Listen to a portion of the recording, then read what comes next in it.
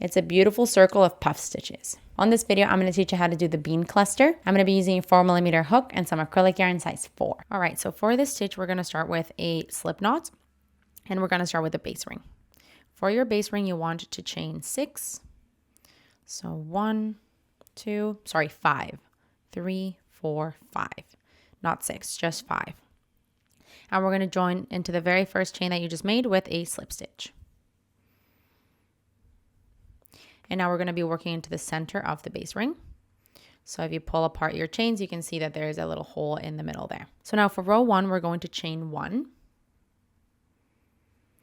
And then we're going to do a puff stitch into the ring. So for a puff stitch, you want to yarn over, go into the center of the ring, grab the yarn and pull up a loop, and do this one more time. Yarn over, insert the hook into the center of the ring, grab the yarn and pull up a loop. You'll have 5 loops in your hook, yarn over, pull through all 5 loops. And that's your first puff stitch. Now we want to chain 1. And that's the combination you want all the way around, a total of 8 times. A puff stitch and a chain 1. So I'm going to do it one more time with you. We're going to do a puff stitch, yarn over, insert your hook into the center of the ring, grab the yarn and pull up a loop, and do that again. Yarn over, insert your hook into the center of the ring, grab the yarn and pull up a loop. 5 loops in your hook, yarn over, pull through all 5. And now a chain 1. So that's my second time.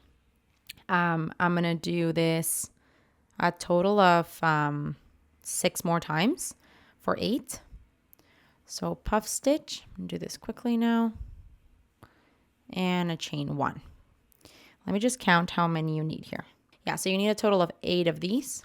So do this all the way around. I'll see you when you're done. All right, so I just did my 8th puff stitch and my chain 1. So now to finish off this row, you're just going to do a slip stitch on top of the first puff stitch of the row. So into that first puff stitch, you pull the yarn through and close it off. And this here is the end of row 1. For row 2, we're going to chain 1. And then you're going to start the row repeat. For the row repeat, you want to do a puff stitch and a chain 1 twice into each of the chain spaces of the row. So I'm going to show you what that looks like. We're going to find the first chain 1 space, which is the one between the first puff stitch and the second puff stitch of the previous row. Into there, we're going to do a puff stitch,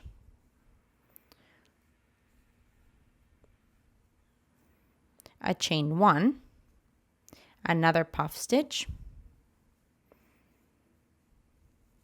and another chain 1. And that's what you want to do around into each one of the chain 1 spaces, essentially the spaces between the puff stitches of the previous row. I'm going to do it one more time again with you. We find the next space. Into it, we do a puff stitch, a chain 1, another puff stitch, and another chain 1. And that's the repeat we want all the way around. So do that and I'll see you when you're done. Okay, so I just went all the way around and I just want to show you, essentially, you know you're done once you have 16 puff stitches in this row. So the last one can be a little bit harder to see, but you want to make sure that you go into that last space between the first cluster and the last cluster of the previous row. So I've just done my last puff stitch, chain 1, puff stitch, chain 1.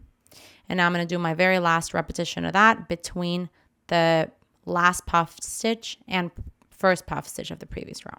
So I'm going to go into this chain space here with a puff stitch, a chain 1, and then another puff stitch into the same space, and a chain 1. And now to finish off this row, we just want to do a slip stitch into the top of the first puff stitch of the row. And this here is the end of row 2. For row 3, we're going to do a slip stitch into the chain space between the first 2 puff stitches. So this is the first puff stitch, this is the second puff stitch, and in between there's a chain 1, right?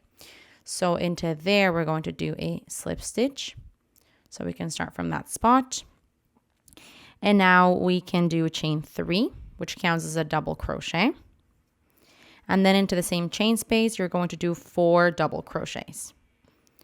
So we do 1, 2,